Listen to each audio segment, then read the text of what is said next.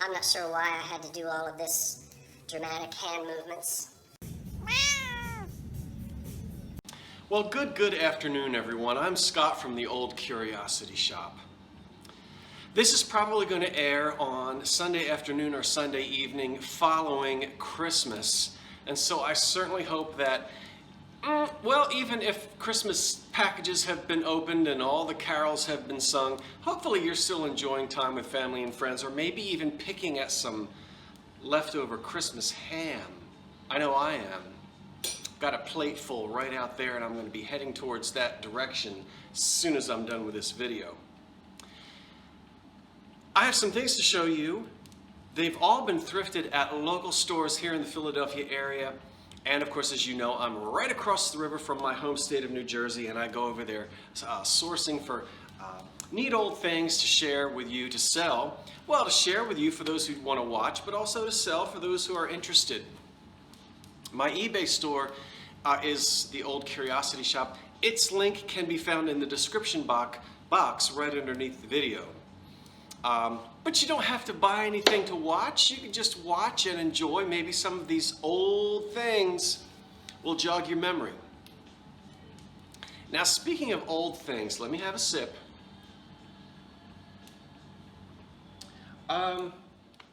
Now, many of you know that I like items from the 1920s, 30s, and 40s, and that's basically what we're going to see here today. But we are going to dip into the 1950s and 60s just a little bit. In fact, why don't we start out probably in the mid-century. Now, I have these two pieces of glass. I'll hold them both up at the same time, and I'm going to auction both of these off in one auction. So I suppose they're both decanters of some sort. One is in a beautiful amber color. The other one, a nice blue with a quilted sort of optic pattern. Now, it needs to be cleaned on the inside. It's not, well, it's not sick glass, but I don't have a brush that will get in there and sort of get all of that out. So whoever wants to purchase this will have to get in there and sort of scrub a little bit. But there are no chips or cracks on this piece, and you can see it's blown. I don't know who the maker is. And I guess it's a nice mid-century wine type of a decanter, as well as this piece here, which also has its original stopper with no cracks or chips. And this appears to have been either blown in a mold or pressed in a mold. Okay. So two nice pieces of mid-century glass. Boy, these are heavy. And they're going up for auction together, just in one lot. Thought I'd match them together like that. Okay, that was, what, the 50s and 60s? All right, let's back up and jump into, I think, the 40s with this piece.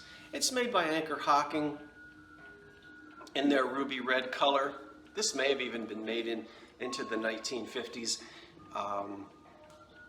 And so we see these wonderful birds and a nest. Isn't that nice? And this piece also has no damage on it, no chips or cracks in that.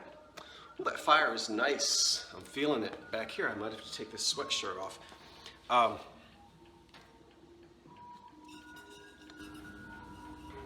That's something that's nice for springtime. We have a long ways, but we'll get there. By the way, thank you, Elizabeth. Elizabeth, a friend of mine who I've gotten to know through this whole business of buying and selling, said, come on, meet me in the parking lot. I've got stuff to give you and you can sell it. She used to sell at flea markets and I think in an antique booth, but really isn't in that type of business anymore. So she donated a whole bunch of things to me to sell, and this was one of them.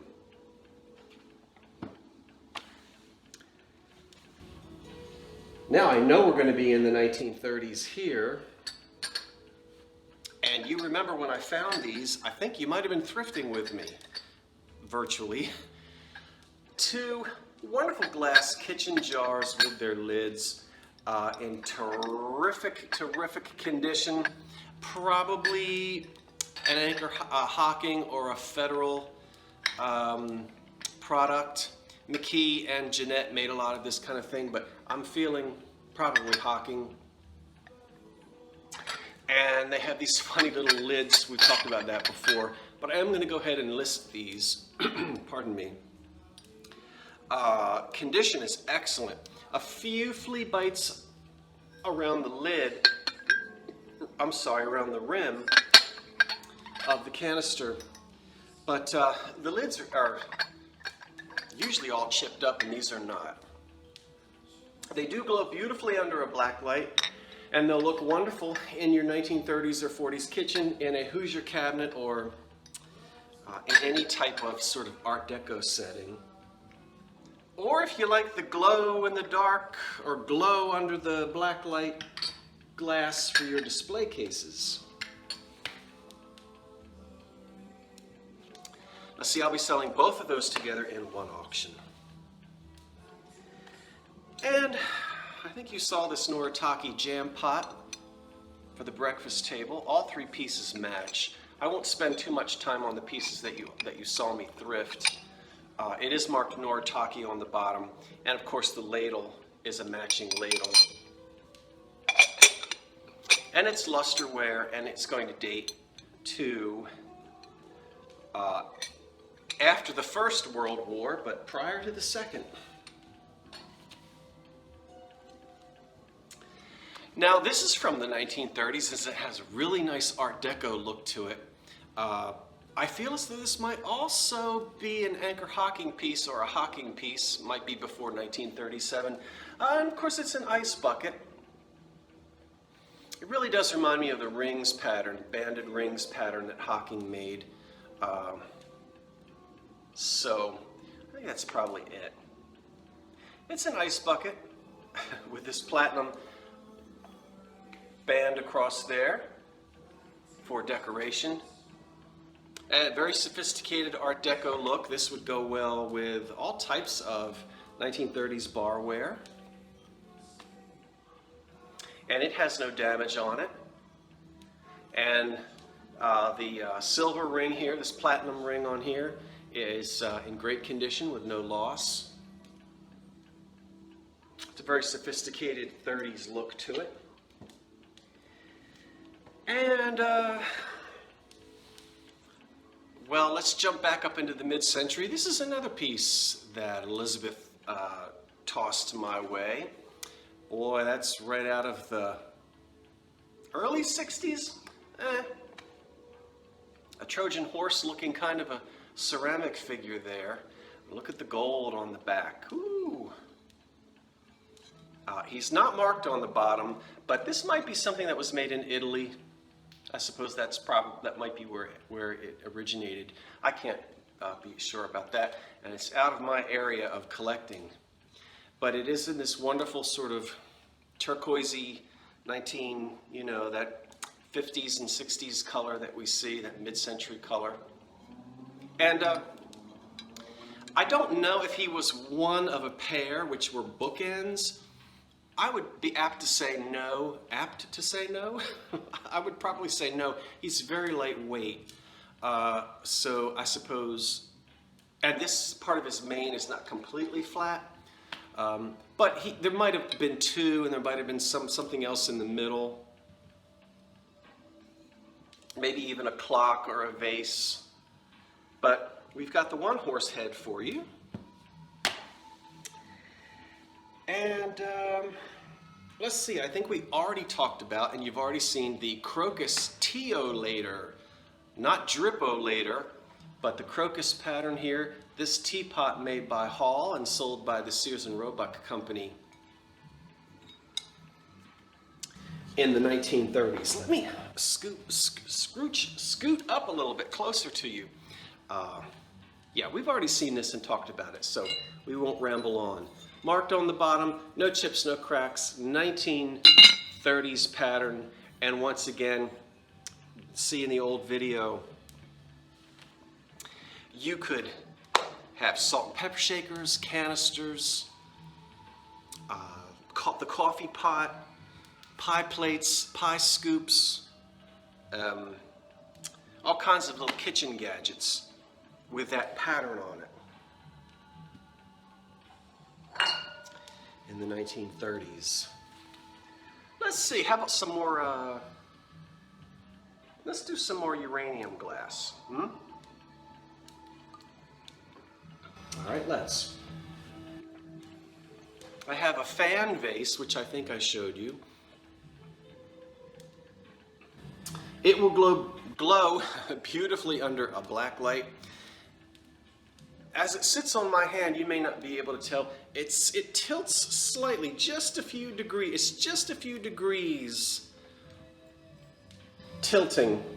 Not much, but just a little bit. And that's just sort of the beauty of this piece here, which was hand blown and tooled, was then attached to this foot here. I can see how it was made in two pieces. You might not be able to see that. And then, you know, as it cooled, it just leaned a little bit. So, but it's nice and thick glass. There are no chips or cracks on it. Again, glows very nicely under a black light. And very popular form in the 30s and 40s. Late 20s into the 30s. And we'll do these in a minute. And we'll do these in a minute. Let's do this. Are you ready for an anthropomorphic apple head cookie jar? Well, you better get ready, because here he is. How about that? And you know what? No cold painting here. It's all underneath the glaze, so we have no paint loss. Look at those eyes and that little smile. And we can grab him here by his ears. Not that I would really want to do that. There's the lid with a little twig, and we pull the lid off. A little bit of staining on the inside. There are no chips or cracks until I drop it on the lid. And the same is true for the cookie jar itself, except for on the inner rim onto which the lid sits. There was a chip, and it has been very nicely repaired on the inside. That's not really a problem, even if it hadn't been repaired. And this says Grant Crest Hand Painted Japan. Grant Crest Hand Painted Japan. How about that? We'll turn him back around and put the lid on. So fantastic condition on that. And this has to be after the Second World War. Okay. Oh, I forgot to tell you. All of this is for sale. I'm not sure why I had to do all of this dramatic hand movements. But it's all for sale. Most of it is currently listed in the old Curiosity Shop. Some of it is not. So if you watch this video as soon as I post it and then you go to my shop and something's missing, don't worry, I haven't sold it. I just haven't listed it yet. But it should be listed in the next 48 hours. Yes, I can get it listed by this time tomorrow night. I might even have it listed later tonight. So just come back and check the shop. Normally, I have things listed when I show them to you, but I was like the meat grinder who sat down on the job and got a little behind in my work. That was one of my father's jokes. Okay. How about a pink chicken? There he is. Or she, if it's a hen, I don't know. Chicken. And it's not iridescent, and it's not that peach luster kind of iridescent. It's pink. I don't know what the lighting in here is doing, but he is pink, pink, pink. Or she. Hen on a nest. And so, you know, I always think Westmoreland, Indiana Glass, or L.E. Smith. I don't know, I guess probably somebody else made them as well. Unmarked. I think Imperial made some of these.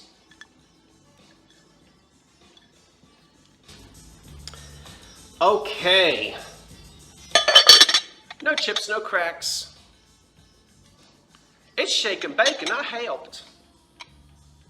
I know I don't find them in pink. I find them in all those other colors, but I don't find them in pink until that one. You have already seen and heard me talk about the Muffineer, so we're not going to rattle on about it. It's not a hat pin holder. It is a Muffineer in a Delft, you know, the blue and white with the windmills and all that. You're going to have to find a little cork for the bottom if you're going to put powdered sugar in it and powder your waffles. Have you had your sprinkle today? So, some of you went, what is he talking about? The rest of you said that was a commercial that I'm glad I have forgotten about. This is all that's left. This is all that's left. Made by Shawnee is a wishing well planter with a little Dutch boy and girl. I don't know what they're wishing for. They're probably wishing they could take those costumes off. It's hot. It's getting warm in here. Woo, it's putting out some heat, but I haven't had the heater on, so. There's no damage on this at all. It's cute. Put it in your windowsill. Windowsill, pardon me.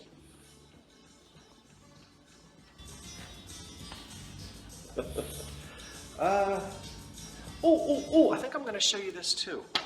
Ouch. Ow, ow, ow, ow, ow. We'll do that last. Now let's do it now. Coffee break or intermission. Here's the one item that's not for sale. It is a R. Atkinson Fox print called Dream. Wait a minute. It's called Dream. It's called Heart's Desire. And it's a typical, let's get it to where it can be seen. It's a typical R.A. Fox print. Great condition, original frame, which needs to have some touch-ups here. But you know what we look for. No foxing, no water damage, no ripples in it from humidity, no rips, no tears, no silverfish. We don't want any fading. All of that's going to affect your prints. And this one, boy, this must have hung in an upstairs closet because the sun didn't get to it, neither did the bugs. So that's a good-looking R.A. Fox print. It's going to date to the early to mid-20s,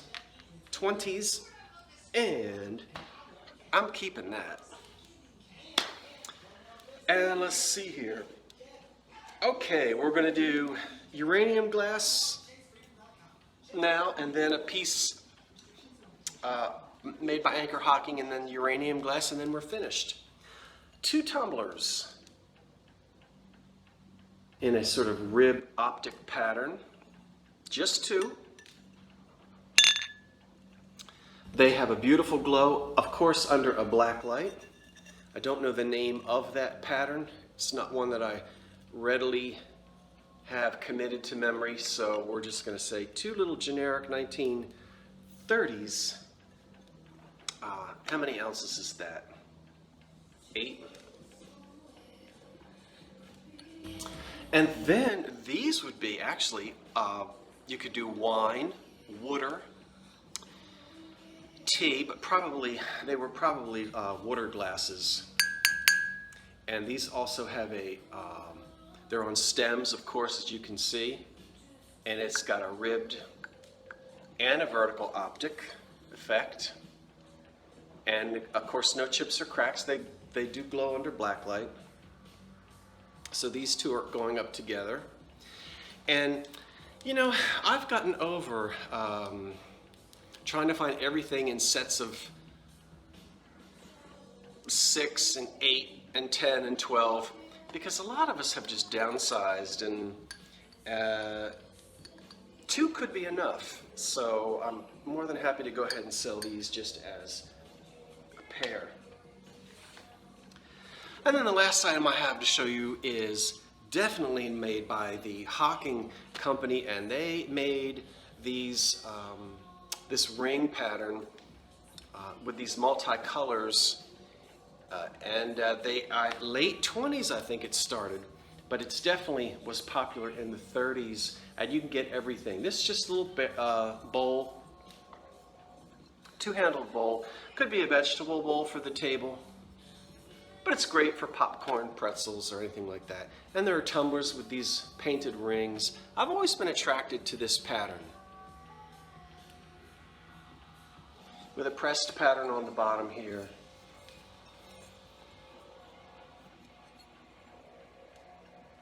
So again, a nice piece from the 1930s.